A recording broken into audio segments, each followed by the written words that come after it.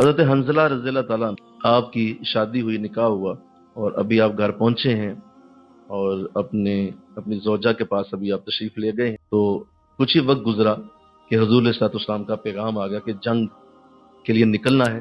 فوراً سارے صحابی پہنچے۔ حضرت حنزلہ اسی کپڑوں میں جو دولہے کا لباس تھا، انہی کپڑوں میں حضور کی بارگاہ میں حاضر ہو گئے اور جنگ میں شامل ہو گئے۔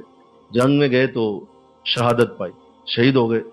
جب شہید ہوئے تو جب وہ تمام جو جسد خاکی تھے صحابہ کے، وہ شہداء کے لائے گئے، جسم لائے گئے، تو حضرت حنزلہ کو دیکھا تو حضرت حنزلہ کا پورا جسم جو ہے وہ گیلا ہے، سر کے بالوں سے بھی پانی ٹپک رہا ہے۔ تو حضور کو بتایا گیا، حضور تشریف لائے، دیکھا تو فرمایا حنزلہ میرے حکم پہ اپنے گھر سے، اپنی زوجہ کے پاس سے ہو کے آیا تھا، اور اس نے میرے حکم کو ٹالا نہیں بلکہ وہ نکل آیا، تو اللہ نے جنت سے آب زمزم بلا کر اور فرشتوں کو بلا کر اسے غسل عطا فرمایا۔ تو یہ جنت کا پانی ہے اور یہ غسیل ملائکہ ہے، اس کو تو آج تک ان کا لقب جو ہے وہ غسیل ملائکہ۔ تو اس حد تک صحابہ کرام نے حضور علیہ الصلوۃ والسلام کی بات پہ عمل کیا۔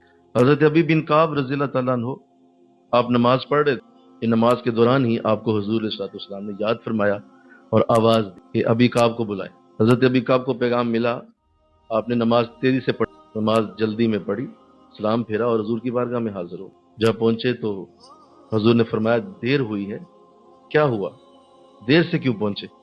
فرمایا حضور نماز میں تھا اور نماز جلدی پھر مکمل کر کے تو آپ کی خدمت میں آ گیا ہوں۔ تو ارشاد فرمایا کعب تم نے کیا یہ آیت نہیں سنی، استجیب للہ والرسول، کیا تو آیت اس کو نہیں جانتا؟ فرمایا جی حضور جانتا ہوں۔ تو کیا تمہیں پتہ نہیں ہے کہ اگر تم وہاں سے نماز وہیں سے چھوڑ کے میرے پاس آ جاتے اور جو میں ہدایت دیتا وہ پوری کرتے، تو تم واپس نماز جہاں سے چھوڑی تھی وہیں سے پھر شروع کر دیتے، تم نماز میں ہی رہتے، تم نماز سے باہر نہیں تھے، تم نماز کو توڑ کے آ جاتے اور واپس جا کے وہیں سے شروع کر لیتے۔ میں کہتا ہوں نا سبحان اللہ، یہ کتنی بڑی سعادت ہے کہ حضور کی بارگاہ میں کوئی آیا ہے تو اس کی نماز ٹوٹی نہیں ہے، اس کی نماز اسی طرح قائم ہے، اس کی نماز اسی طرح چل رہی ہے، اس لیے کہ جس کی طرف جا رہا ہے نماز میں بھی تو اس کو سلام کرتا ہے، السلام علیکہ ایھا النبی، نماز میں بھی تو اسی طرف ہی دھیان ہوتا ہے۔ بلکہ جس کی طرف جا رہا ہے، یہ جو ہاتھ باندھ رہا ہے وہ کس نے باندھنے سکھائے؟ جس کی طرف جا رہا ہے یہ رکوع کرنا کس نے سکھایا؟ جس کی طرف جا رہا ہے یہ سجدہ کرنا کس نے سکھایا؟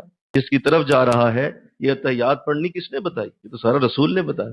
تو لہذا جو ان کے پاس جائے گا وہ واپس آ کے اپنی نماز وہیں سے شروع کرے، وہ نماز میں ہی ہے۔